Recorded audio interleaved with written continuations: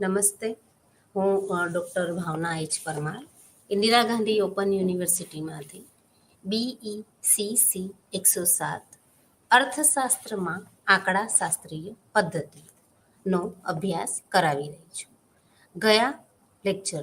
ગયા તાસમાં આપણે જોયું હતું કે કેવી રીતે વિકલન અને એની સાથે ઇન્ડેક્સ નંબર, સૂચકાંક, એનીથી આગળ જે બધા પ્રકરણોની આપણે ચર્ચા કરી હતી એ પ્રકરણો પછી સહસંબંધ, નિયત સંબંધ, એના સિવાય વિષમતા.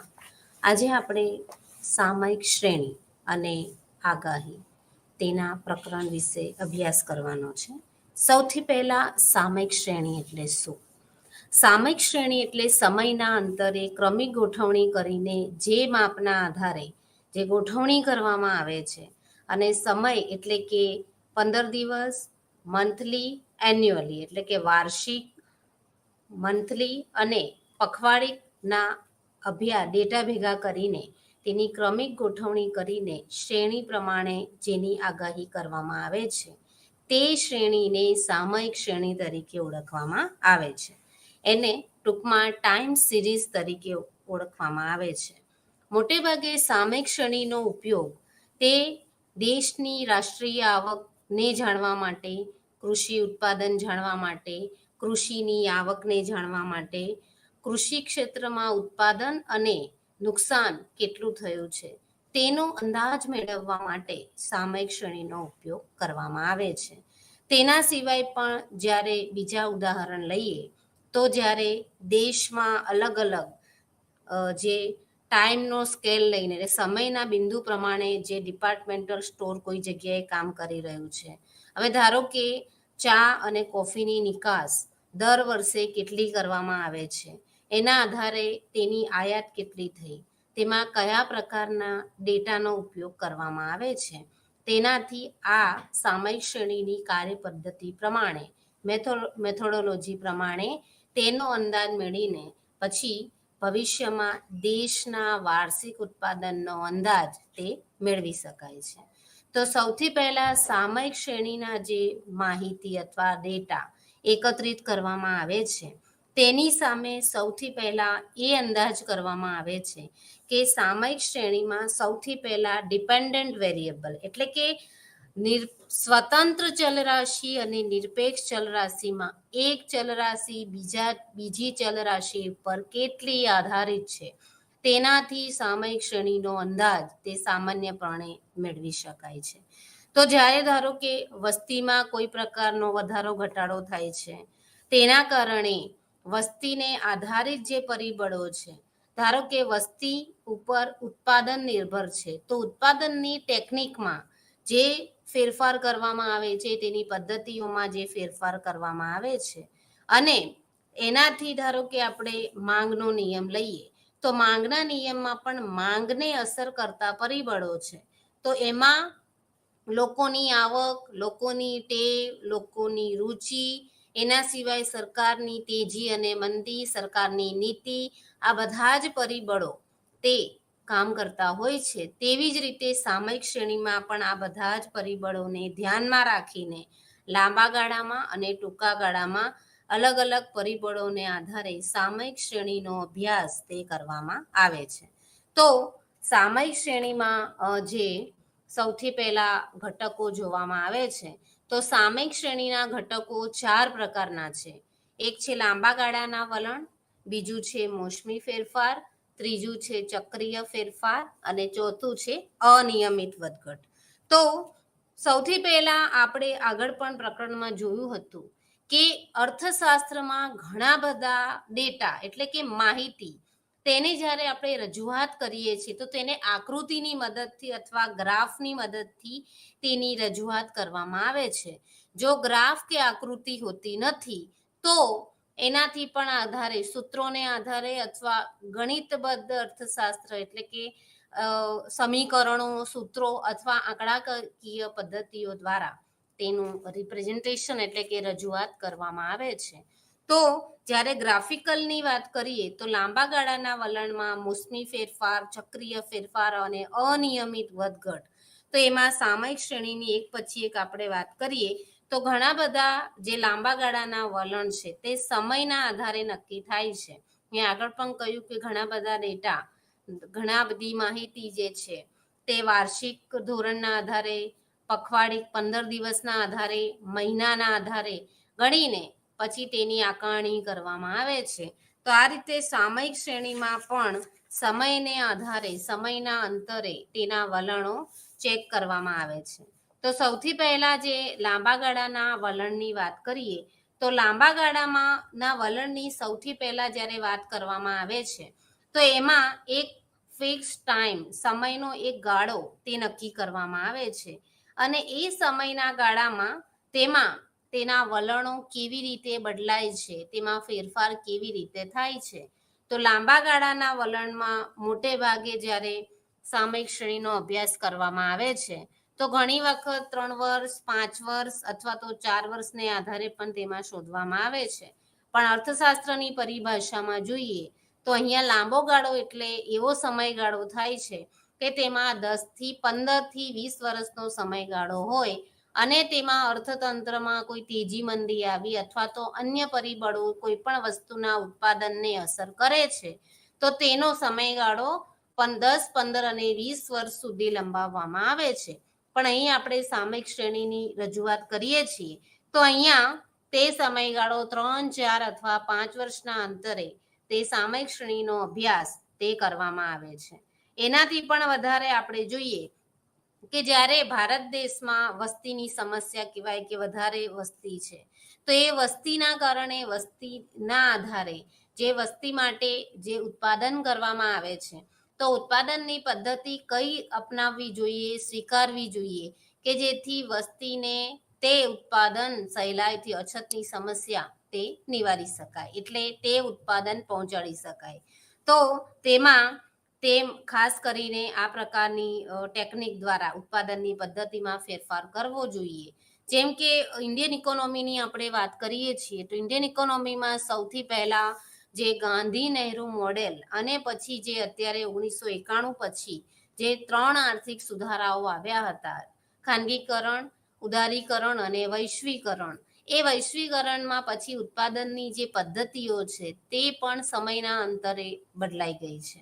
તો જ્યારે કોઈ પોપ્યુલેશનની વાત કરીએ તો ભારતમાં 3 સેક્ટર જે કામ કરે છે, કૃષિ, ઉદ્યોગ અને સેવા. તો એ કૃષિ, ઉદ્યોગ અને સેવામાં 3 ગાળામાં કે 5 વર્ષમાં કે 4 વર્ષમાં તેના ઘટકો અથવા લાંબા ગાળાના વલણને આધારે કેવી રીતે ઉત્પાદનની પદ્ધતિ સ્વીકારી શકાય કે જેથી વધતી જતી વસ્તીને અછત ન થાય અને વસ્તુનો પુરવઠો તેમને મળી રહે છે. તો આ રીતે જે લાંબા ગાળાના વલણ તરીકે અહીંયા તેની રજૂઆત કરવામાં આવે છે.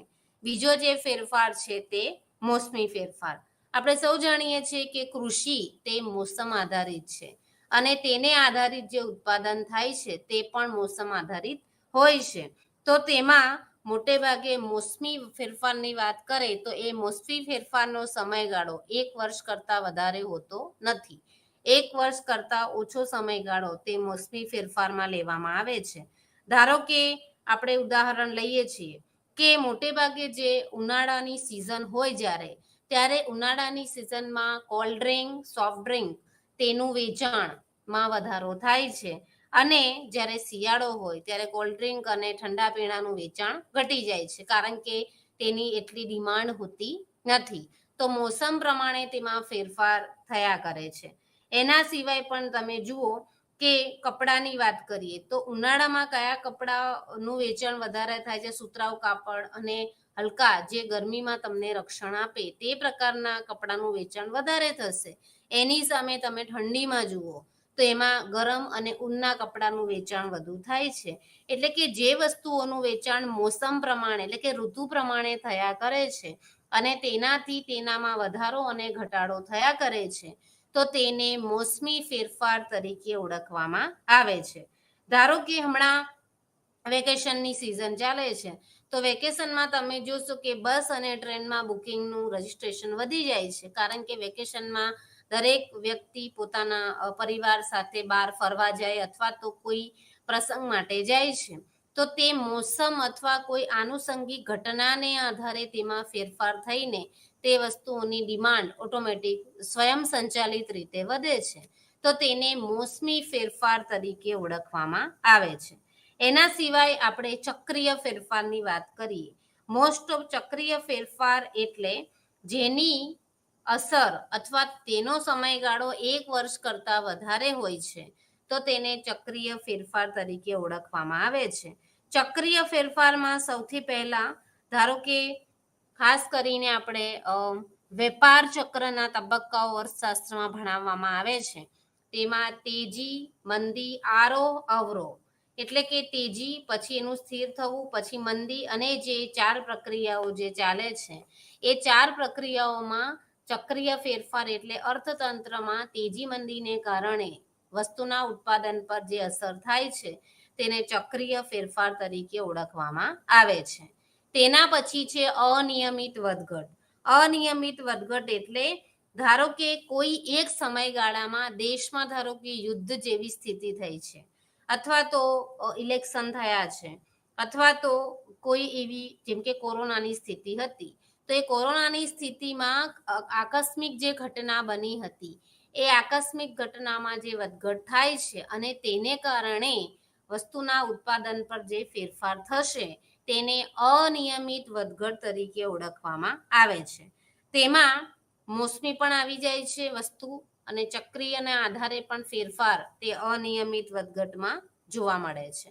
તો હવે આપણે તેની સામયિક શ્રેણીની રચના કેવી રીતે થાય છે તેના ઘટકોની આપણે ચર્ચા કરીએ. તો આગળ જે આપણે જોયું હતું કે અહીંયા ઘટકો જે દર્શાવવામાં આવ્યા છે એ ઘટકોમાં 4 ક્વાર્ટર એટલે કે તેના 4 ભાગ પાડવામાં આવ્યા છે.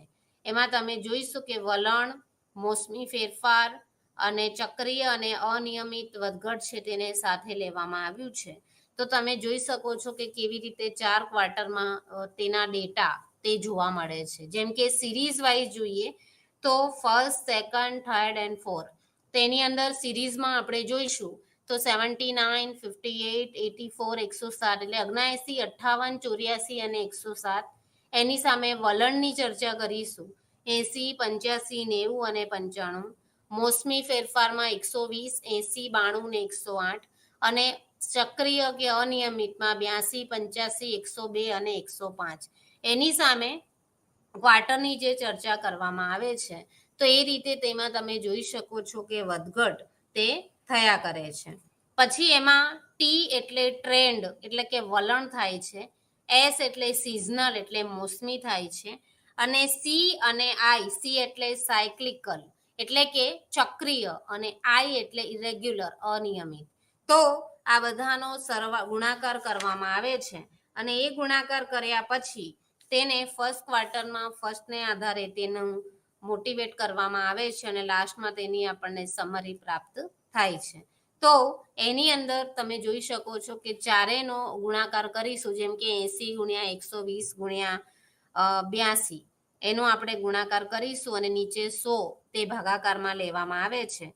તો તેમાં મોસ્ટ ઓફ જે જવાબ પ્રાપ્ત થાય છે તો ઓબ્ઝર્વેશન પ્લસ જે પહેલી સિરીઝ એટલે પ્રથમ શ્રેણી આપણે જોઈશું તો 79ની પ્રથમ શ્રેણીમાં 80, 120 અને 82નો ગુણાકાર કરીએ તો એમાં આપણને જે રકમ પ્રાપ્ત થાય છે તો એને આધારે પણ અલગ અલગ તેના જે ડેટા તે પ્રાપ્ત થશે. એનાથી પણ વધારે તમે ચોથા વર્ષમાં જોઈ શકો છો. ચોથા વર્ષમાં ધારો કે આપણે ચોથા વર્ષના બીજી શ્રેણીનો 112નો ડેટા લઈએ તો તેમાં 145 ગુણ્યા 80 ગુણ્યા 97 તેના ભાગાકારમાં 100 લેવામાં આવે છે. તો એનાથી આપણને ટ્રેન્ડ કેટલો છે એટલે કે વલણ કેટલું ફેરફાર થયો, મોસમી ફેરફાર કેટલો થયો અને ચક્રીય ફેરફાર કેટલો થયો તેની પણ સાદી સમજ તે આપણને પ્રાપ્ત થાય છે. તો હવે આપણે વલણના જે માપદંડો છે એ વલણના માપદંડોમાં પણ એ ફેરફાર કરવામાં આવે છે. તેમાં સૌથી પહેલી જે પદ્ધતિ છે સામયિક શ્રેણીમાં તે છે ચલિત સરેરાશની પદ્ધતિ. ચલિત સરેરાશની પદ્ધતિમાં આપણે અહીંયા 4 વર્ષના ડેટા તે લેવામાં આવ્યા છે. Y1 એ એક વર્ષને અંદાજવામાં આવે છે, અને 4 વર્ષના મૂવિંગ એવરેજ એટલે કે મૂવિંગ એટલે એ ચલિત સરેરાશ કહેવાય માટે એને મૂવિંગ એવરેજ કહે છે. સેન્ટર એટલે મધ્યમાં જે સરેરાશ મળે છે તેને સેન્ટર કહે છે, અને સેન્ટર ચાર વર્ષનો સરવાળો કરીને જે આપણને સરેરાશ પ્રાપ્ત થાય છે એને સેન્ટર ફોર યોર મૂવિંગ તરીકે ઓળખવામાં આવે છે. તો અહીંયા y1, y2, y3, y4, y5, y6 અને y7 તે આપણને ડેટા અથવા તો વર્ષ કહી શકાય તે આપવામાં આવ્યા છે. તો અહીંયા 4 વર્ષના ડેટા જોઈએ તો 4 વર્ષના ડેટા જોશો તો અહીંયા પહેલો વર્ષ તે ખાલી રિક્ત રાખવામાં આવે છે, બીજું પણ રિક્ત રાખવામાં આવે છે, પણ બીજા અને ત્રીજાની વચ્ચે 4 વર્ષની ચલિત સરેરાશ તે શોધવામાં આવે છે.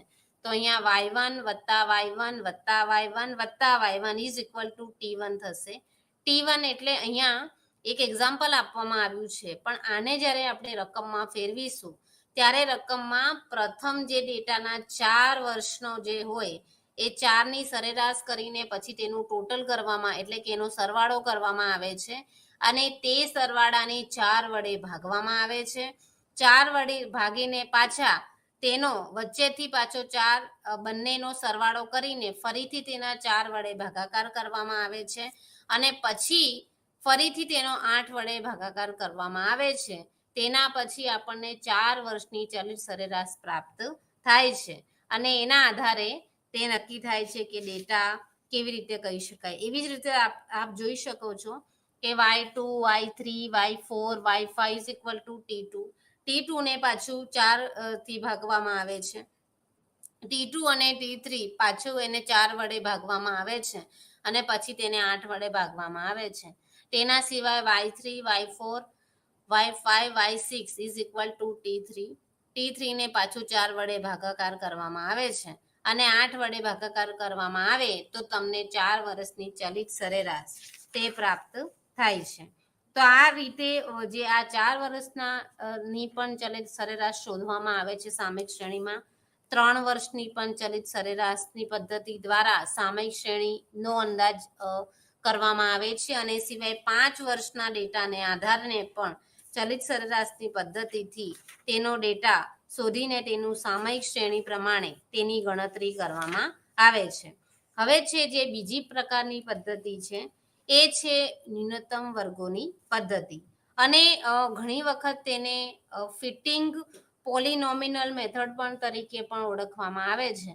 તો બંધ બેસતી રકમ તરીકે ફિટ કરીને ન્યૂનતમ વર્ગોની પદ્ધતિ તરીકે જોવામાં આવે છે. આને ઘણા ખરા અંશે આના જે સમીકરણો દર્શાવવામાં આવ્યા છે તે સમીકરણ નિયત સંબંધના સમીકરણને ઘણે ખરે અંશે મળતા આવે છે.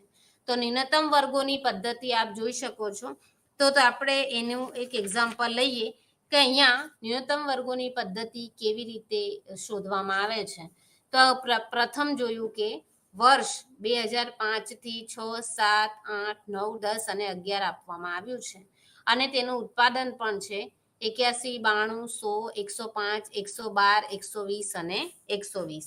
હવે તેનો ઉકેલ મેળવીએ તો એના ઉકેલનું સૂત્ર છે સિગ્મા વાય બરાબર na વત્તા બી સિગ્મા એક્સ, પછી સિગ્મા એક્સ વાય બરાબર a સિગ્મા એક્સ વત્તા બી સિગ્મા એક્સ સ્ક્વેર. તો અહીંયા જે સૂત્ર પ્રમાણે જે લેવામાં આવે છે એ સૂત્રમાં આપણે જોઈશું કે અહીંયા n એટલે કે તમે અહીંયા ટોટલ કેટલી સંખ્યા છે એ સંખ્યા જોઈશું તો n અહીંયા 7 એટલે કે 2005 થી 2011 ના જે નંબરિંગ થાય છે તે 7 થાય છે, અને 81, 92, 100, 105 નો જ્યારે સરવાળો કરવામાં આવશે તો તે 736 થાય છે. તો અહીંયા 7a અને 736a નો જ્યારે પ્લસ માઇનસ કરીશું 736 ભાગ્યા 7 કરીએ તો અહીંયા 105.1 આવે છે. એના સિવાય પણ 28b અને 203ની બી પણ જોઈશું તો તેમાં પણ 7.21 જોવા મળે છે. એટલે સૂત્ર પ્રમાણે જોઈએ તો 105.1 વત્તા 7.21x તે આપણને આન્સર પ્રાપ્ત થાય છે. તો આ થયો ન્યૂનતમ વર્ગોની પદ્ધતિ દ્વારા સૂત્રો દ્વારા પણ તેની રજૂઆત કરવામાં આવે છે. અને જ્યારે પ્રથમ પદ્ધતિ જે છે ચલિત સરેરાશની પદ્ધતિમાં 5 વર્ષનો ચલિત સરેરાશ શોધવાની હોય તો આગળના 5 વર્ષની સરેરાશનો સરવાળો કરીને પછી તેને 5 વડે ભાગવામાં આવે છે અને પછી ફાઇનલ તેનું પરિણામ મળે છે.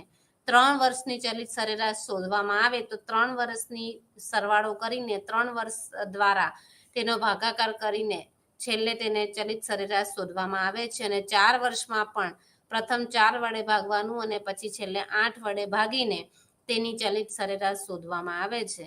પણ આ ચલિત સરેરાશની એક મર્યાદા એ છે કે જો તમારી ગણતરીમાં અથવા સરવાળા કરવામાં એટલે કે સરેરાશ શોધવામાં છે કોઈ પણ એક રકમ અથવા તો કોઈ પણ એમાં માહિતી જે છે એ માહિતી જો ભૂલી ગયા અથવા તો ગણતરીમાં ભૂલ થઈ તો એના આધારે એના પછીનો જે સામયિક શ્રેણીનો જે સરવાળો આવે છે તે પણ ખોટો સાબિત થાય છે અને એમાં ગણતરી કરવામાં ઘણી બધી વખત કંટાળો પણ આવે છે અને તેની પ્રક્રિયા લાંબી અને અટપટી છે. એટલા પછી ન્યૂનતમ વર્ગોની પદ્ધતિ દ્વારા એક સૂત્ર દ્વારા પણ તે સામયિક શ્રેણીનો અભ્યાસ કરી શકાય છે.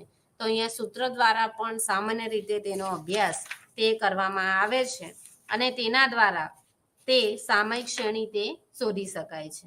એના સિવાય પણ ઘણા બધા ડેટા એવા છે જે મંથલી પબ્લિશ થાય છે અથવા તો પખવાડિક 15 દિવસે ક્વાર્ટરલી જે પબ્લિશ થતા હોય છે તેમાં પણ આ પદ્ધતિનો ઉપયોગ કરીને સામયિક શ્રેણીનો ઉપયોગ કરવામાં આવે છે. તેના પછીનું જે ફેરફાર છે તે મોસમી ફેરફારની આપણે વાત કરીએ તો મોસમી ફેરફારમાં પણ 3 પદ્ધતિઓનો ઉપયોગ કરવામાં આવે છે. એક છે સાદી સરેરાશ પ્રમાણે પણ, એક છે વલણ પદ્ધતિ દ્વારા અને બીજું છે ચલિત સરેરાશની પદ્ધતિ. આ 3 પદ્ધતિઓ દ્વારા પણ મોસમી ફેરફારની પદ્ધતિ જે શોધવામાં આવે છે. તો અહીંયા આપણે મોસમી ફેરફારનું અહીંયા એક ઉદાહરણ લેવામાં આવ્યું છે. તેમાં આપ જોઈ શકો છો કે તેમાં યર્સ 92, 93, 94, 95 અને 96 ક્વાર્ટર્સ એટલે તેમાં 4 ભાગ જે પાડવામાં આવ્યા છે first, second, third and fourth એના આધારે આપણે મોસમી ફેરફારનું ગણતરી કરીશું. તો જોઈ શકો છો કે 92, 93, 94, 95 અને 96 તો 72, 76, 74, 74 અને 78 તેની આપણે સરેરાશ કરીશું. સરેરાશ એટલે તેનો સરવાળો કરીશું તો 3776 આવશે અને 68, 70, 66, 74 અને 74 તેનો આપણે સરવાળો કરીશું તો 352 આવશે.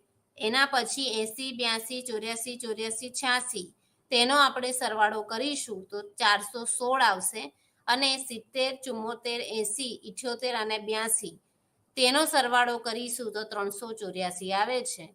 તો તેની પછી સરેરાશ શોધવામાં આવે છે. તો 3776 ને અહીંયા 5 વડે ભાગવામાં આવે તો 75.2 પ્રાપ્ત થાય છે. 352 ને પણ 5 વડે ભાગીશું તો 70.4 થશે.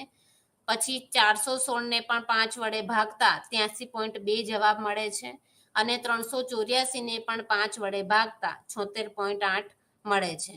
એના સિવાય પણ તેનો જે સ્ટાન્ડર્ડ જે સિઝનલ ઇન્ડેક્સ જે શોધવામાં આવે છે તે પણ એ રીતે શોધીને તેનો અભ્યાસ સારી રીતે કરવામાં આવે છે. તો આ રીતે આપણે જોઈ શકાય છે કે સિઝનલ ઇન્ડેક્સ એટલે કે દરેક ક્વાર્ટરનો એક મોસમી સૂચકાંક એ મોસમી સૂચકાંકને સિઝનલ ઇન્ડેક્સ તરીકે ઓળખવામાં આવે છે.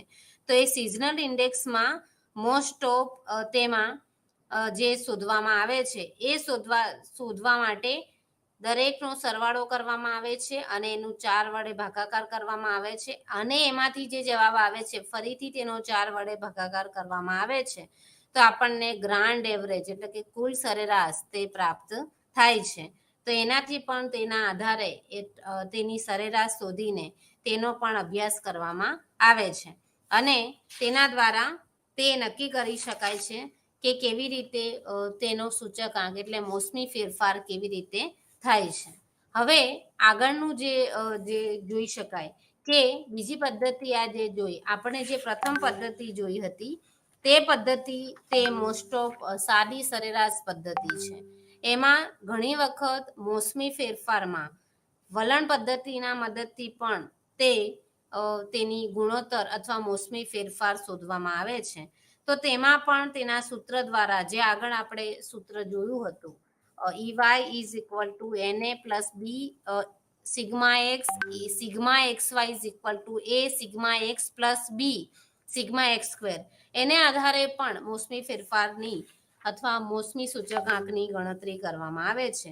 એના સિવાય ચલિત સરેરાશની પદ્ધતિથી પણ મોસમી ફેરફારની ગણતરી કરવામાં આવે છે, પરંતુ તેમાં જો 4 વર્ષનો સમયગાળો હોય તો આગળ જે આપણે ચલિત સરેરાશની પદ્ધતિમાં જોયું હતું કે 4 વર્ષનો જે ડેટા છે તેનો સરવાળો કરવામાં આવે છે અને તેના 4 વડે એનો ભાગાકાર કરવામાં આવે છે, પછીથી પાછો તેનો 8 વડે ભાગાકાર કરવામાં આવે છે, તો તેને ચલિત સરેરાશની પદ્ધતિ અથવા ફેરફારની પદ્ધતિની મદદથી પણ મોસમી ફેરફાર તે શોધવામાં આવે છે અને તેનો અભ્યાસ કરવામાં આવે છે. તો આ છે સામયિક શ્રેણી જે સમયના અંતરે ક્રમિક ગોઠવણી કરે છે, તો તેને સામયિક શ્રેણી કહેવામાં આવે છે. હવે પછીનું જે પ્રકરણ છે એને જન્મ મરણના આંકડા. મોસ્ટ ઓફ જન્મ મરણના આંકડાની જે રજૂઆત છે અથવા તેની ગોઠવણી છે તે નેશનલ સેમ્પલ સર્વે અથવા તો સેન્ટ્રલ સ્ટેટિસ્ટિકલ ઓર્ગેનાઇઝેશન દ્વારા જન્મ મરણના આંકડાની તપાસ કરીને તેની ગોઠવણી કરીને તેનો અંદાજ મેળવવામાં આવે છે કે ભારત દેશમાં દરરોજ કેટલા બાળકો જન્મ લે છે, કેટલા બાળકો મૃત્યુ પામે છે. એ દૈનિક થયું. વાર્ષિક અભ્યાસ કરવો હોય તો પણ તે જન્મદર અને મૃત્યુદરના અહીંયા સૂત્ર આપેલા છે, તેને આધારે શોધી શકાય છે કે ભારતની અંદર ધારો કે ગુજરાત છે, ગુજરાતની અંદર પણ આટલા 33 જિલ્લાઓ આપેલા છે. એ જિલ્લાઓમાં દરરોજ કેટલા બાળકો જન્મે છે અને કેટલા લોકો વ્યક્તિઓ મૃત્યુ પામે છે, તો તેના આધારે નક્કી કરી શકાય કે જન્મદર કેટલો છે અને મૃત્યુદર કેટલો છે. ખાસ કરીને જ્યારે વસ્તી સંક્રમણનો સિદ્ધાંત તેની આપણે ચર્ચા કરીએ છીએ તો એમાં શરૂઆતના સમયગાળામાં આપણે જે આકૃતિ જોઈશું કે વસ્તી વિસ્ફોટ એટલે કે કોઈ પણ અલ્પ વિકસિત દેશ કે વિકાસશીલ દેશમાં વસ્તી કેવી રીતે વધે છે અને પછી તેનું ઘટવાનું વલણ કેવી રીતે થાય છે, તો તેમાં શરૂઆતના દરમાં આપણે જોઈશું કે જન્મદર અને મૃત્યુદર તે સમાન રીતે વધે છે. પછી એવું થાય છે કે જન્મદર વધે છે અને મૃત્યુદર ઘટી જાય છે, અથવા તો મૃત્યુદર વધે છે અને જન્મદર બંને સ્થિર રહે છે, અને પછી જ્યારે આરોગ્યની સગવડની સવલતો ઊભી થાય છે તો જન્મદર વધે છે અને મરણ દર ઘટે છે. તો આ રીતે વસ્તી ઘટવાનું અથવા વધવાનું કારણ, તો વસ્તી વધવાનું કારણ, જે વસ્તી વધવાના કારણો જે દર્શાવવામાં આવ્યા છે તેમાં એક કારણ એ છે કે આરોગ્યની જે સગવડો વધી હતી, એટલે કે પહેલા નાના બાળકો જે બીમારીઓના કારણે મરી જતા હતા તે હવે થતું નથી, એટલે એ રેશિયો તે વધતો રહે છે. તો જન્મ મરણના આંકડાની મદદથી આપણે જાણી શકીએ છીએ કે કેવી રીતે તેમાં કામ કરી શકાય. બીજું, જન્મ મરણના જે આંકડા છે તે ખાસ કરીને જીવનનું અપેક્ષિત આયુષ્ય કેટલું છે, દર વર્ષે કેટલો જન્મ થયા, મૃત્યુ કેટલા થયા અને સ્થળાંતર કેટલા થયા, એના આંકડા તે જન્મ મરણના આંકડા દ્વારા પ્રાપ્ત કરી શકાય છે.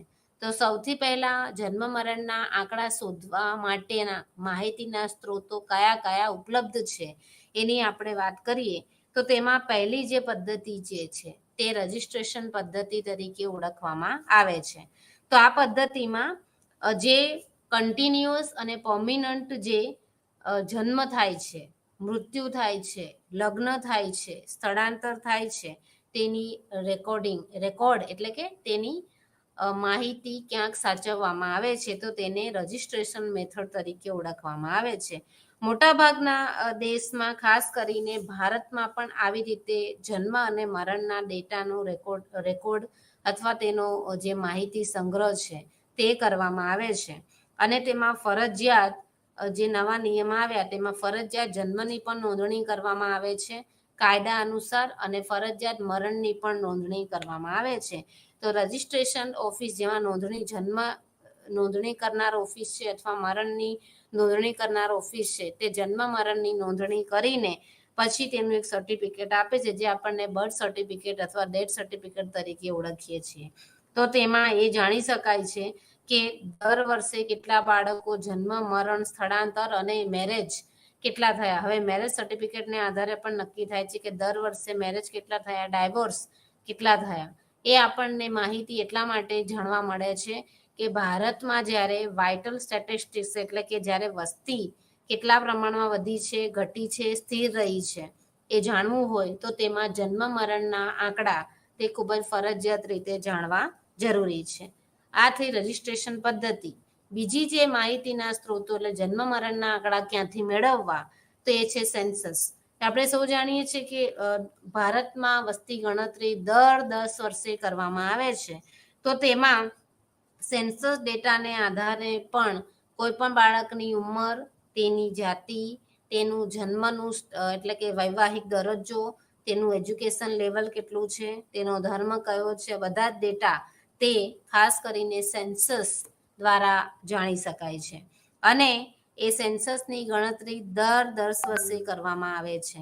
અને આ ડેટા દ્વારા મોટે ભાગે કેટલીક વખત ડેટામાં ભૂલ પણ હોય છે, પણ સેન્સસ દ્વારા જન્મ મરણના માહિતીનો અભ્યાસ તે સારી રીતે થઈ શકે છે. ત્રીજી પદ્ધતિ જે છે તે સર્વે પદ્ધતિ.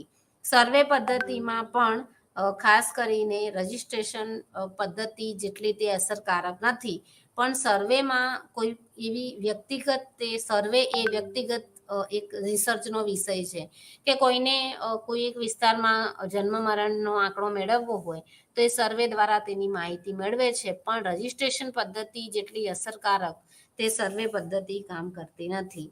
એના સિવાય સેમ્પલ રજિસ્ટ્રેશન સિસ્ટમમાં પણ ડેમોગ્રાફિક ડિવિડન્ડની આપણે એટલે વસ્તી વિષયક વળતરનો જ્યારે અભ્યાસ કરવામાં આવે છે આખા ભારતમાં, ત્યારે પણ તેમાં એન્યુઅલી વર્ષ દરમિયાન વર્ષના અંતે બર્થ રેટ એટલે કે જન્મદર કેટલો થયો, મૃત્યુદર કેટલો થયો, પ્રજનન દર કેટલો છે, એનાથી વધારે મોરાલિટી રેટ કેટલો છે, આ બધા જ ડેટા એકઠા કરીને અંદાજ મેળવવામાં આવે છે કે કયા કયા પગલાં લઈ શકાય અથવા તો તેમાં અત્યારની સ્થિતિ વસ્તીની કેટલી છે તે આપણને સેમ્પલ રજિસ્ટ્રેશન સિસ્ટમ દ્વારા પ્રાપ્ત થાય છે. તો આપણને આ ડેટા જે જોવા મળે છે તો તેમાં કોઈ એક સિલેક્ટ વર્ષ પસંદ કરીને કરવામાં આવે છે. તો એ વર્ષમાં કોઈ એક વર્ષને પસંદ કરવામાં આવે છે અને તેમાં પછી તેના નિદર્શ તપાસ એટલે કે સમષ્ટિની મેં તમને વાત કરી કે જ્યારે આખી વસ્તીનો અભ્યાસ કરવામાં આવે છે તો તેને સમષ્ટિ તપાસ કહેવામાં આવે છે. પણ વસ્તીમાંથી થોડાક જ એકમોને પસંદ કરીને તેનો જ્યારે અભ્યાસ કરવામાં આવે છે તો તેને નિદર્શ તપાસ કહેવામાં આવે છે. તો જ્યારે વસ્તીની વાત કરીશું તો એમાંથી માત્ર આપણને જન્મ મરણ વિશે જ અભ્યાસ કરવામાં આવે તો તેના કેટલાક સેમ્પલને આધારે તેના કેટલાક એકમો મેળવવામાં આવે છે અને એને એકમોને આધારિત તેનો અંદાજ મેળવીને પછી સેમ્પલની સાઇઝ નક્કી કરવામાં આવે છે. હવે એ છે કે જન્મ મરણના આંકડાનું ઉપયોગિતા એટલે કે તે કયા લેવલ ઉપર અને કોને કામ લાગે છે. તો મોટે ભાગે જન્મ મરણના આંકડા તે મોટે ભાગે દેશની વસ્તી જાણવા માટે, કોઈ એક કન્ટ્રીમાં દેશમાં હજી પણ વસ્તી વધી છે કે ઘટી છે તેનો જ્યારે અંદાજ મેળવવાનો હોય ત્યારે જન્મ મરણના આંકડાની તપાસ અથવા તેનું ઓબ્ઝર્વેશન કરવામાં આવે છે અથવા એકઠી કરવામાં આવે છે. બીજું, પોપ્યુલેશનની જ્યારે આપણે વાત કરીએ છીએ તો એ પોપ્યુલેશનમાં કયા યરના એટલે કે કયા વર્ષના બાળકોની સંખ્યા વધારે છે, યુવાનોની સંખ્યા વધારે છે કે વૃદ્ધોની સંખ્યા વધારે છે, તો એજને આધારે પણ જાણી શકાય છે. બીજું, ધર્મને આધારે જાણી શકાય છે. કેટલાક જન્મો થયા, કેટલા મૃત્યુ થયા, કેટલા સ્થળાંતર થયા, કેટલાના લગ્ન થયા, આ બધા જ તે ભવિષ્યમાં જ્યારે વસ્તીની કોઈ વ્યૂહરચના ઘડવાની હોય ત્યારે તેમાં જન્મ મરણના આંકડા તે ઉપયોગી સાબિત થાય છે. એના સિવાય પણ જ્યારે વસ્તીના વલણોનું જ્યારે આગાહી નક્કી કરવામાં આવે છે ત્યારે પણ જન્મ મરણના દરોનો આંકડાનો અંદાજ મેળવીને તેની ગણતરી કરવામાં આવે છે. એના સિવાય પણ મોટે ભાગે જે પ્રજનન દર અને ફર્ટાલિટી જે દરની વાત કરીએ તો એના આધારે નક્કી થાય છે કે ભારતમાં અથવા કોઈ એક દેશમાં આરોગ્યની સુવિધાઓ તે સુધરી છે, તેના કારણે તેની સ્થિતિ કેવી છે. ધારો કે કોઈ એવો પ્રકારનો જે રોગચાળો છે એ રોગચાળાના કારણે જો નાના બાળકો વધારે મૃત્યુ પામ્યા હોય તો તેમાં આરોગ્ય વિષયક સુવિધાઓ કેટલી છે કે જેથી નાના બાળકોના મૃત્યુ દરમાં ઘટાડો થયો છે, તો તેમાં જન્મ મરણના આંકડા તે ખૂબ જ ઉપયોગી સાબિત થાય છે. એના સિવાય જન્મ મરણના આંકડા તે લાઈફ ઇન્સ્યોરન્સ, એના સિવાય એક્ચ્યુરિયલ સાયન્સમાં પણ ખૂબ જ ઉપયોગી સાબિત થયા છે. હવે આપણે તેની વાત કરીએ કે ધારો કે કોઈ વસ્તીના માપદંડની વાત કરીશું તો માપદંડને માપવા માટે સૌથી પહેલી જે પદ્ધતિ છે કે ધારો કે ભારતના 2011માં 1.21 બિલિયન 31/3/2011ના ડેટા પ્રમાણે ભારતની વસ્તી તે નોંધાઈ છે અને પછી ફરીથી તેના 10 વર્ષ પછી તેનો અભ્યાસ કરવામાં આવે છે. તો પહેલી જે પદ્ધતિ જન્મ મરણના આંકડામાં શોધવામાં આવે છે તે છે સુરેખ પ્રકારની જે પદ્ધતિ છે.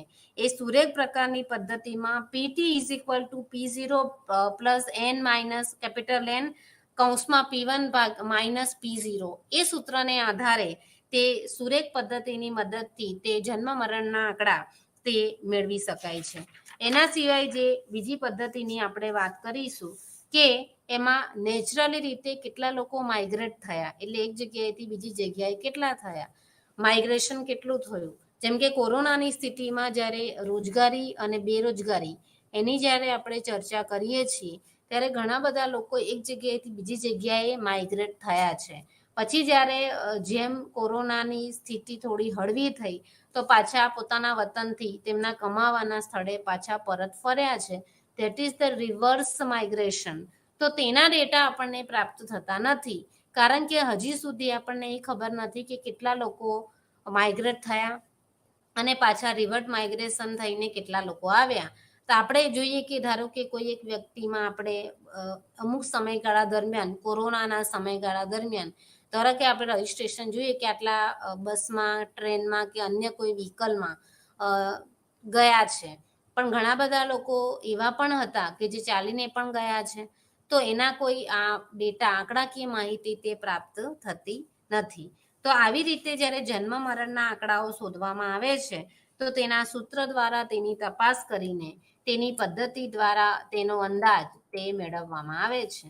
તો અહીંયા સૌથી પહેલા જે જન્મદરનું જે સૂત્ર આપવામાં આવ્યું છે એ સૂત્રમાં એ દર્શાવવામાં આવે છે કે કોઈ એક પ્રદેશમાં અથવા કોઈ એક દેશમાં જન્મેલાની વાર્ષિક સંખ્યા ભાગ્યા વસ્તીનું વાર્ષિક વર્ષ કોઈ એક પ્રદેશમાં એને 100 વડે ગુણવામાં આવે તો આપણને જન્મદર તે પ્રાપ્ત થાય છે. કહેવાનો અર્થ કે કોઈ એક દેશમાં કોઈ એક પ્રદેશમાં કેટલા બાળકો વર્ષ દરમિયાન જન્મે છે એના ભાગાકારમાં વસ્તીનું વાર્ષિક વર્ષ કેટલું છે એ બંનેનો જ્યારે ભાગાકાર કરીશું અને 100 વડે એનો ગુણાકાર કરીએ તો આપણને જન્મદર પ્રાપ્ત થાય છે. એવી જ રીતે મૃત્યુદર પણ કેવી રીતે પ્રાપ્ત થાય છે તો તેમાં દર વર્ષે કેટલા બાળકો નહીં, અહીંયા વ્યક્તિઓ આવે છે. જન્મ લેનાર બાળકો હોય છે ને મૃત્યુ પામનાર તે મોટે ભાગે મોટી ઉંમરના પણ હોય, બાળકો હોય અને યુવાન પણ હોય છે. તો તેમાં દર વર્ષે કેટલા યુવાનો, વૃદ્ધો કે બાળકો તે મૃત્યુ પામનાર કેટલા મરે છે એટલે મૃત્યુ પામે છે તેની વાર્ષિક સંખ્યા ભાગ્યા વસ્તીનું વાર્ષિક વર્ષ ગુણ્યા 100 સાથે તેનો ગુણાકાર કરીએ તો આપણને મૃત્યુ દર પ્રાપ્ત થાય છે. એના સિવાય પણ પ્રજનન દરની પણ વાત કરવામાં આવે છે કે દર વર્ષે વાર્ષિક કેટલા બાળકો જન્મે છે અને એમાંથી જન્મ્યા પછી કેટલા બાળકો જીવે છે એના આધારે વાર્ષિક પ્રજનન દર શોધવામાં આવે છે અને પછી તેને 100 વડે ગુણવામાં આવે તો આપણને વાર્ષિક પ્રજનન દર તે પ્રાપ્ત થાય છે. એના સિવાય આપણે લાઈફ ટેબલની વાત કરીએ તો લાઈફ ટેબલમાં ખાસ લાઈફ ટેબલ એટલા માટે શોધવામાં આવે છે કે તેનાથી જીવનનું અપેક્ષિત આયુષ્ય જોવા મળે છે. તો અપેક્ષિત આયુષ્યની વાત કરીએ, જેમ આપણે HDI વાત કરીએ, હ્યુમન ડેવલપમેન્ટ ઇન્ડેક્સની વાત કરીએ છીએ, માનવ વિકાસ આંક. માનવ વિકાસ આંકના જે 3 ઇન્ડિકેટર એટલે કે નિર્દેશકો જે દર્શાવવામાં આવ્યા હતા તેમાં ઘણી વખત રાષ્ટ્રીય આવક, માથાદીઠ આવક અને જીવનની ગુણવત્તાનો ભૌતિકાંક, એના સિવાય પણ અપેક્ષિત આયુષ્યને લેવામાં આવે છે. તો અપેક્ષિત આયુષ્યમાં કોઈ પણ વ્યક્તિ સરેરાશ કેટલું જીવી શકે છે, તો તેમાં તેની એજનો જે ઇન્ટરવલ પાડવામાં આવે છે તે આપણને આ માહિતી દ્વારા પ્રાપ્ત થાય છે. તો અહીંયા એક કરતાં પણ નાની એજના ધારો કે ફેક્ટર્સ જોઈએ અને 1 અને 4ની વચ્ચેના જોઈએ, તો તેમાં આપણે જોઈશું કે શિશુ એનાથી વધારે બાળકનો જે મોરેલિટી રેટ છે તે આપણને જોવા મળે છે. તો એમાં તમે જુઓ કે ઉત્તર, પછી પૂર્વ, દક્ષિણ અને પશ્ચિમ, તેમાં પુરુષો, સ્ત્રીઓ અને એ બંનેનો આપણે અંદાજ મેળવીશું. તો આપણને આ જે લાઈવ ટેબલ દર્શાવવામાં આવ્યું છે એ લાઈવ ટેબલ તે કોલ, એનલેસી એન્ડ ડેમિનીએ 1966માં સૌથી પહેલા બનાવેલું હતું, અત્યારનું નથી. અને તે રિજનલ મોડેલ લાઈફ ટેબલનું ગણવામાં આવે છે. તો આની અંદર જે ડેટા છે તે બદલાઈ જશે અને તેમાં 1 થી 1 વર્ષ કરતાં મોટા બાળકો અને 1 અને 4ની વચ્ચે આવતા બાળકો, તેને આધારે બાળકોમાં પ્રજનન દર અથવા તેનો ફર્ટિલિટી દર કેટલો છે તેના આધારે તે જીવંત બાળકો કેટલા છે તેનો અંદાજ મેળવીને તેમાં મેલ બાળક કેટલા છે, ફિમેલ બાળક કેટલા છે અને બંને બાળકોનો રેશિયો અથવા સરેરાશ શોધીને તે શોધવામાં આવે છે. તો તેને લાઈફ ટેબલ તરીકે ઓળખવામાં આવે છે. તો ઘણી બધી વખત તે અંદાજ કરવામાં આવે છે. એના સિવાય પણ જ્યારે લાઈફ ટેબલનું એપ્લિકેશન કરવામાં આવે છે, તો જ્યારે એક્ચ્યુરિયલ સાયન્સની વાત કરીએ, અત્યારે જે વાસ્તવિક વિજ્ઞાન, શુદ્ધ વિજ્ઞાન, એક્ચ્યુરિયલ સાયન્સમાં સૌથી પહેલા લાઈફ ઇન્સ્યોરન્સમાં તે લાઈફ ટેબલનો અથવા જન્મ મરણના આંકડાનો સવિશેષ ઉપયોગ તે અત્યારની સ્થિતિમાં વર્તમાનમાં તેનો ઉપયોગ કરવામાં આવે છે. તેનાથી એ જાણી શકાય છે કે ભવિષ્યમાં ધારો કે આપણે વીમા કંપનીમાં તમે વીમામાં જે ખાતરી આપવામાં આવે છે કે કોઈ પણ વ્યક્તિનું સરેરાશ આયુષ્ય કેટલું, તો એને આધારે તેનો વીમો, એનો જે ઇન્સ્યોરન્સ લેવામાં આવે છે. તો આપણે સૌ જાણીએ છીએ કે જેટલું નાની ઉંમરે આપણે વીમો લઈએ તો તેનું પ્રીમિયમ થોડુંક ઓછું હોય છે અને મોટી ઉંમરે કોઈ આપણે ઇન્સ્યોરન્સ લઈએ તો તેનું પ્રીમિયમ વધારે ભરવાનું હોય છે. કારણ કે ધીમે ધીમે વ્યક્તિનું આયુષ્ય વધે તો એ હવે કઈ મોટી ઉંમરે વધારે જીવી શકશે નહીં. જ્યારે નાના બાળકો 18 વર્ષથી શરૂ કરીએ તો એ વધારે જીવવાની અપેક્ષા હોય છે. તો આપણને લાઈફ ટેબલ એ શીખવાડે છે કે વીમા કંપનીઓ ભવિષ્યમાં કોઈ એવા જોખમ સામે જ્યારે એસ્યોરન્સ આપે છે, ખાતરી આપે છે કે કોઈ વ્યક્તિ આટલા સમયગાળામાં વીમો અથવા ઇન્સ્યોરન્સ લીધો છે તો આટલા સમયગાળામાં તેનો આટલું ઇન્સ્યોરન્સ થશે. તો લાઈફ ટેબલ આમ પણ એક્ચ્યુઅલ સાયન્સમાં તેનો ઉપયોગ કરવામાં આવે છે. એના સિવાય પણ હ્યુમન લાઈફ માટે પણ તેનો ઉપયોગ કરવામાં આવે છે. બીજું, લાઈફ ટેબલની એક મર્યાદા એ પણ છે કે જ્યારે લાઈફ ટેબલને આધારે જે ડેટા કલેક્ટ કરવામાં આવે છે એ ડેટા મોટે ભાગે સેન્સસ દ્વારા અથવા તો જે સિસ્ટમ એના દ્વારા જે ડેટા મેળવવામાં આવે છે, સેમ્પલ રજિસ્ટ્રેશન સિસ્ટમ, તેના દ્વારા જે ડેટા મેળવવામાં આવે છે તે ઘણી બધી વખત સાચા હોતા પણ નથી. એટલા માટે તેના લાભ અને ગેરલાભ તે બંને તેમાં જોવા મળે છે. બીજું, ડેટા જ્યારે ઉંમરને આધારે લેવામાં આવે છે અથવા તો તેની પ્રજનન દરને આધારે તેના ડેટા એકઠા કરવામાં આવે છે અને તેને આધારે અપેક્ષિત આયુષ્ય જ્યારે શોધવામાં આવે છે તો એ ડેટા તે ઘણે ખરે અંશે ખોટા પુરવાર થયા છે. તો એના આધારે એ જોઈ શકાય કે ઘણી બધી વખત લાઈફ ટેબલના આધારે ડેટા તે યોગ્ય માહિતીને અંદાજવામાં પણ ખોટા પુરવાર થયા છે. તો આજે આપણે આ જે જોયું હતું તે જન્મ મરણના આંકડા તે આપણે જોયું હતું. હવે આપણે જે જોઈશું તે આગળનું પ્રકરણ છે તે છે સંભાવના. સંભાવનામાં સૌથી પહેલા એ વાત આવે છે કે સંભાવનાનો ઉપયોગ શા માટે કરવામાં આવે છે. તો સંભાવના એટલે શું? તો આપણે નોર્મલી એક ડેફિનેશન અથવા વ્યાખ્યા આપી શકીએ કે ધારો કે સંભાવના કોને કહેવાય. ધારો કે આપણે એમ કહીએ કે આવતીકાલે વરસાદ થશે, આ મારો ક્વેશ્ચન છે, તો કોઈ એવો આન્સર આપશે હા કાલે 75% વરસાદ થવાનો છે.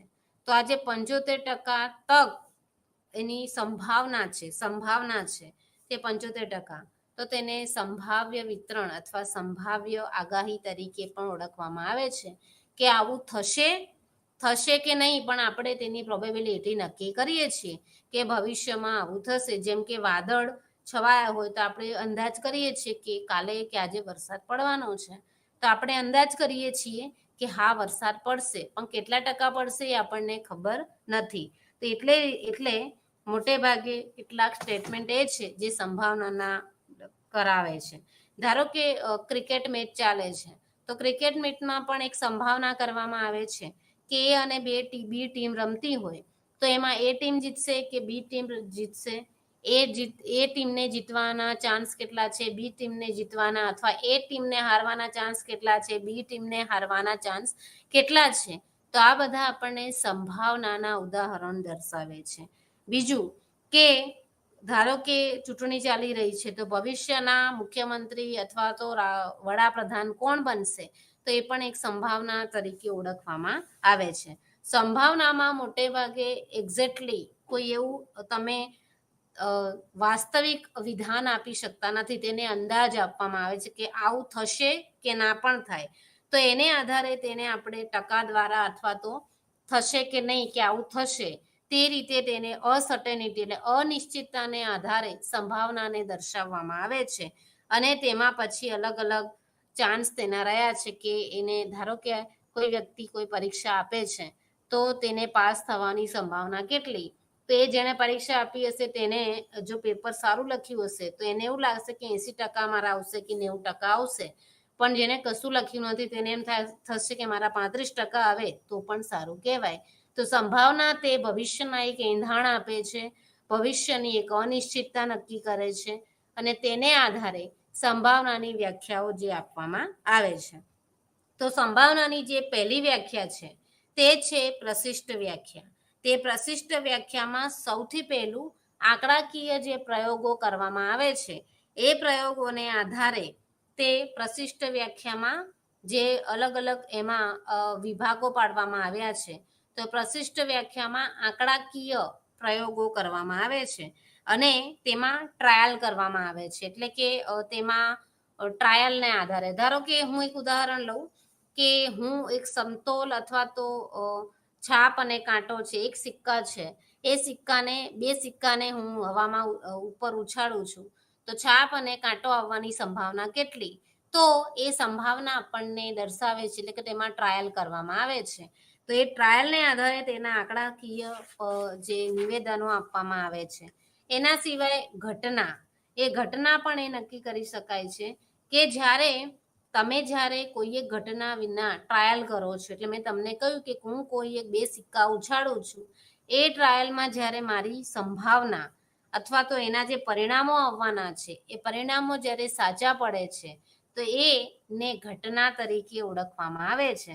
ધારો કે મેં એમ કહ્યું કે છાપ આવશે અને કાંટો નહીં આવે અને છાપ જ આવે છે, તો એ છાપનું જે પરિણામ મેં અગાઉથી કહ્યું તે સાચું પડ્યું, પણ આ થઈ સંભાવના. તો સંભાવનાના જે પરિણામો આવે છે તેનું જ્યારે એક્સપેરિમેન્ટ કરવામાં આવે છે તે એક્સપેરિમેન્ટ પછી તે છેલ્લે ઘટના બને છે, તો તેને સંભાવના તરીકે ઓળખવામાં આવે છે. એના સિવાય અનુકૂળ ઘટનાઓ પણ બને છે, પ્રતિકૂળ ઘટનાઓ પણ તેમાં બને છે, સમસંભાવી ઘટનાઓ પણ તેમાં બને છે. ઘણી વખત શક્ય પણ બને છે, ઘણી વખત અશક્ય પણ બને છે. તો તેને માટે સંભાવનામાં જે ખાસ કરીને સૂત્ર આપવામાં આવે છે તે PA=M/N. એટલે અહીંયા એમને મોટે ભાગે અહીંયા એ દર્શાવવામાં આવ્યું છે કે તેમાં કેટલા પરિણામો મળે છે અને એન એટલે કુલ પરિણામો પ્રાપ્ત થાય છે, તેને આધારે તેનું સંભાવના તે જોવામાં આવે છે. હવે આપણે સંભાવનાના નિયમોની જે ચર્ચા કરવાના છીએ એ નિયમોની જ્યારે વાત કરીશું એ નિયમમાં સૌથી પહેલો નિયમ જે છે તે છે સરવાળાનો નિયમ.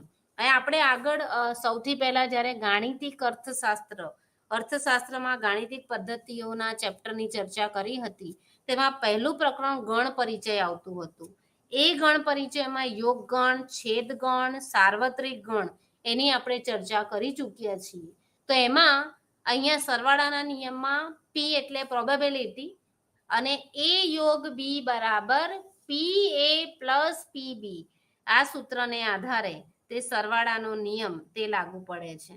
ઘણી બધી વખત એ પણ નિયમ કરવામાં આવે છે કે જ્યારે મ્યુચ્યુઅલી સમસંભાવની સંભાવના હોય ત્યારે તેમાં પી એ યોગ બી બરાબર પી એ વત્તા પી બી નો અભ્યાસ કરવામાં આવે છે. અને એના સિવાય સામાન્ય રીતે તેમાં સરવાળાના નિયમમાં પી એ યોગ બી બરાબર પી એ વત્તા પી બી માઇનસ પી એ છેદ બી તેને આધારે સરવાળાના નિયમ દ્વારા સંભાવના શોધવામાં આવે છે. અને ઘણી બધી વખત તેની સંભાવના પણ બદલાઈ જાય છે. બીજો જે નિયમ છે તે ગુણાકારનો નિયમ છે. તો અહીંયા પણ આગળ જેમ કહ્યું હતું કે પી એ યોગ બી બરાબર પી એ, અહીંયા ડોટ જે દર્શાવવામાં આવ્યો છે તેનો એ ડોટ એ ગુણાકારનું ચિહ્ન દર્શાવે છે. તો અહીંયા ગુણાકાર આ રીતે દર્શાવવામાં આવે છે સંભાવનામાં. તો અહીંયા પી એ ગુણ્યા પી બી ઓબ્લિક, એટલે ઓબ્લિક નો અર્થ અહીંયા ભાગાકાર થાય છે. પી બી ભાગ્યા એ બરાબર પી બી ગુણ્યા પી એ ભાગ્યા બી. તે એ સૂત્રનો ઉપયોગ કરીએ તો આપણને ગુણાકાર દ્વારા સંભાવના પ્રાપ્ત થાય છે. તો આપણે સૌ જાણીએ છીએ કે આગળ પણ છેદ પરિચયમાં અથવા ગણ પરિચયમાં જોયું હતું કે એ યોગ બી નો અર્થ એવો થાય છે કે ધારો કે એ અને બી બંનેમાં કોઈ સંખ્યા છે અને જ્યારે એ યોગ બી શોધવાનો હોય ત્યારે બધી જ સંખ્યા તે એ યોગ બી માં આવી જાય છે. જ્યારે બી એ છેદ બી નો અર્થ એવો થાય છે કે એ માં 2 3 4 આપેલા છે અને બી માં 3 4 આપેલા છે. તો 2 3 4 અને 3 4 તો બંનેમાં 3 છે. તો એ 3 એ પી છેદ એ છેદ બી તરીકે ઓળખવામાં આવે છે. તો અહીંયા પીએ પણ કેવી રીતે શોધવું, એટલે જ્યારે સંભાવનાના દાખલાઓ શોધવામાં આવે છે ત્યારે આપણને કેટલીક વસ્તુ શોધવાની આવે છે અને પછી એનાથી પણ વધારે સૂત્રો તેમાં પ્રાપ્ત થાય છે. તો તેમાં શરતી સંભાવના પ્રમાણે પણ તેના સૂત્રો પ્રાપ્ત થતા હોય છે. તો અહીંયા ધારો કે પી એ આપણને મળ્યો પણ પી બી ડેશ એ શોધવાનો છે. તો કેવી રીતે શોધવો? તો પી એ છેદ બી ભાગ્યા પી એ, અહીંયા પી એ ડેશ બી કેવી રીતે શોધવો? તો પી એ છેદ બી ભાગ્યા પી બી નો સૂત્રનો ઉપયોગ કરીશું તો આપણના આ જે ખૂટતા જે સૂત્રો છે અથવા ખૂટતી આવૃત્તિ છે તે પ્રાપ્ત થાય છે. તો આ સંભાવનાના નિયમમાં આ સૂત્રનો ઉપયોગ કરીને તેનો અભ્યાસ કરવામાં આવે છે. સંભાવનામાં સૌથી અગત્યનો કોઈ નિયમ હોય તે છે બેઇઝનો પ્રમેય. એ બેઇઝના પ્રમેયને આધારે તે સંભાવના ખાસ રીતે નક્કી કરવામાં આવે છે. તો અહીંયા આપણને 3 ઘટનાઓ જે દર્શાવવામાં આવી છે, તો અહીંયા જે સૂત્ર દર્શાવવામાં આવ્યું છે પી એ આઈ ભાગ્યા dash D is equal to P A I છેદ ડી ભાગ્યા P D is equal to P A I ગુણ્યા પી ડી સ્લેશ એટલે કે ભાગાકાર છે અને એને ડેશ સ્લેશ કહેવામાં આવે છે એ આઈ ભાગ્યા પીડી તરીકે ઓળખવામાં આવે છે. તો તેને આધારે પણ તેનો અભ્યાસ કરીને તેનો અંદાજ તે મેળવી શકાય છે. તો પ્રોબેબિલિટીનો અર્થ સામાન્ય રીતે આ પણ જોઈ શકાય છે કે ધારો કે અહીંયા આપણને કોઈ એક ફેક્ટરી છે, એ ફેક્ટરીમાં 3 પ્રકારની મશીનો તે કામ કરે છે. એ 3 પ્રકારની મશીનો એ બી અને સી હોય છે અને તેમાં જે ઉત્પાદન કરવામાં આવે છે તો એમાં 25% ધારો કે કરવામાં આવે છે, બીમાં 35% અને સીમાં 40% ઉત્પાદન કરવામાં આવે છે. અને પછી છતાં પણ તે કોઈ ખામીને કારણે એમાં 5% ઉત્પાદન ઓછું થાય છે, બીમાં 4% ઉત્પાદન ઓછું થાય છે અને સીમાં 2% ઉત્પાદન ઓછું થાય છે. તો પછી તેમાં એવો કયો બોલ્ટ છે, એવી કઈ ખામી છે, એમાં કેવા એવા સ્ક્રૂ છે કે જેના કારણે ઉત્પાદનમાં ઘટાડો થાય છે. તો તેને સૌથી પહેલા એ શોધી શકાય કે મશીન એમાં ખામી છે, મશીન બીમાં ખામી છે કે મશીન સીમાં ખામી છે. તો તેને આધારે કઈ રીતે બોલ્ટના ખામીવાળા શોધી શકાય. તો ખામીવાળા સ્ક્રૂ કયા કહેવાય અને ખામી વગરના સ્ક્રૂ કેટલા, તેને આધારે બેઇઝના પ્રમેય દ્વારા તે ઉત્પાદન અથવા ઉત્પાદનનું પ્રમાણ તે શોધી શકાય છે. તો આપણે અહીંયા ધારો કે એ છે તો અહીંયા 25% એટલે 25 ભાગ્યા 100 કરીશું એટલે 0.25 આવશે. એવી જ રીતે 35 ભાગ્યા 100 કરીશું તો 0.35 આવશે અને 40 ભાગ્યા 100 કરીશું તો 0.40 આવશે. અને જે ડી છે એ ડીને એવું ધારવામાં આવે છે કે કોઈ આ મશીનમાં ડી નામનો કોઈ બોલ્ટ છે તે ડિફેક્ટિવ છે. તો એ ડિફેક્ટિવ શોધવા માટે સૌથી પહેલા 5% ડિફેક્ટિવ બોલ્ટ એમાં હોય છે, તો તેને ડી ભાગ્યા એ કરીશું તો અહીંયા ડી એટલે 5 અને એ એટલે 0.25, તો એનો જવાબ આવશે 0.05.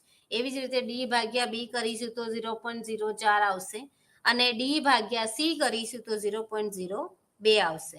હવે આપણે તેને સૂત્રમાં ગોઠવીએ તો એ સૂત્રમાં ગોઠવવા માટે આ જ સૂત્રનો ઉપયોગ કરીને તેનો અભ્યાસ કરવામાં આવે છે. તો એમાં ધારો કે પહેલું 0.25 ગુણ્યા 0.05 વત્તા 0.35 ગુણ્યા 0.04 વત્તા 0.40 ગુણ્યા 0.02, તો એનો આપણે ગુણાકાર કરવામાં આવે છે તો 0.0345 તે પ્રાપ્ત થાય છે. હવે એને આ સૂત્રમાં આપણે મૂકીશું તો આપણે પ્રથમ સૂત્ર જે જોયું કે P A I slash D is equal to P A I છેદ ડી ભાગાકારમાં પી અને ડી નો અભ્યાસ કરીશું.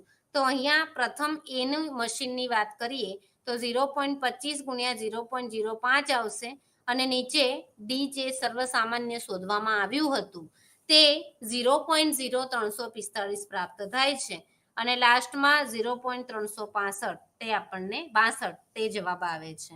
તો આ રીતે બેઝના પ્રમેય દ્વારા જ્યારે 3 પ્રકારની સંભાવનાઓ અથવા 3 પ્રકારના અનુકૂળ અને પ્રતિકૂળ પરિણામો શોધવાના હોય છે ત્યારે બેઝના પ્રમેયનો ઉપયોગ કરવામાં આવે છે. પણ ફરીથી કે સંભાવના જે છે એ સંભાવના તે ભવિષ્યની શક્યતાઓને નક્કી કરે છે અને તેમાં અનિશ્ચિતતાનું પ્રમાણ તે વધારે જોવા મળે છે. તો તેમાં એ નક્કી કરી શકાય છે કે ભવિષ્યમાં આવું થશે. ધારો કે કોઈ એક બિઝનેસ જ્યારે કરવામાં આવે છે એ બિઝનેસમાં પણ સંભાવ્ય રીતે તેનું અંદાજીકરણ કરવામાં આવે છે કે આ રીતે કરવાથી તેનો અંદાજ કેવી રીતે પ્રાપ્ત થાય છે. તો આજે આપણે જે સૌથી પહેલા જે સામયિક શ્રેણી, જન્મ મરણના આંકડા અને સંભાવના તેને આધારે અર્થશાસ્ત્રમાં તેનો અભ્યાસ તે વિશેષ પ્રમાણે કરવામાં આવે છે. આગળના પ્રકરણમાં જ્યારે આપણે સંભાવ્ય વિતરણ જોઈશું એ સંભાવનીય વિતરણમાં 3 વિતરણ જે છે દ્વિપદી વિતરણ, પોઈઝન વિતરણ અને પ્રમાણ્ય વિતરણ, આ 3 વિતરણને આધારે સંભાવના કેવી રીતે અલગ અલગ વિતરણથી તેની અંદાજીકરણ કરી શકાય અને તેની આગાહી કરીને ભવિષ્યમાં તેના લાભ કેવી રીતે મેળવી શકાય તેનું અનુમાન તે સંભાવનામાં કરવામાં આવે છે. એના સિવાય આપણે જે જન્મ મરણના આંકડાની વાત કરી અને સામયિક શ્રેણીનો ઉપયોગ કરવામાં આવે છે. વિશેષ પ્રમાણે સામયિક શ્રેણીનો ઉપયોગ કે જ્યારે વધારે પડતા ડેટા હોય અને એ ડેટાનો અંદાજ 3, 5 અને 4 વર્ષના અંદાજે કરવાનો હોય અર્થશાસ્ત્રમાં ત્યારે સામયિક શ્રેણીનો ઉપયોગ કરવામાં આવે છે. અને જન્મ મરણના આંકડા તે ખાસ કરીને દેશની આર્થિક નીતિ ઘડવા માટે દેશની વસ્તી વધી છે કે ઘટી છે અને તેના કારણે વિકાસ પર તેની શું અસર થઈ છે, એના સિવાય દરેક વ્યક્તિનું સરેરાશ આયુષ્ય, અપેક્ષિત આયુષ્ય કેટલું છે અથવા કેવું છે તે જાણવા માટે તે મુખ્યત્વે જન્મ મરણના આંકડાને આધારે તેનો અંદાજ મેળવવામાં આવે છે. તેનાથી પણ સૌથી વધુ તે સંભાવનાની જોડ કહેવામાં આવે છે. તો સંભાવનાના પણ એક ઉદાહરણ એ પણ આપી શકીએ કે ધારો કે જે પત્તાની જોડ આવે છે તો ધારો કે હું એવી સંભાવના કરું છું કે 52 પત્તાની જોડમાંથી કોઈ એક પત્તું હું ઉઠાવું અથવા તો તે લઈ લઉં તો એ ઉઠાવતામાં તે પત્તું લાલ હોવાની, તે પત્તું કાળું હોવાની અથવા તે પત્તું બીજું કોઈ હોવાની, અન્ય હોવાની સંભાવના કેટલી?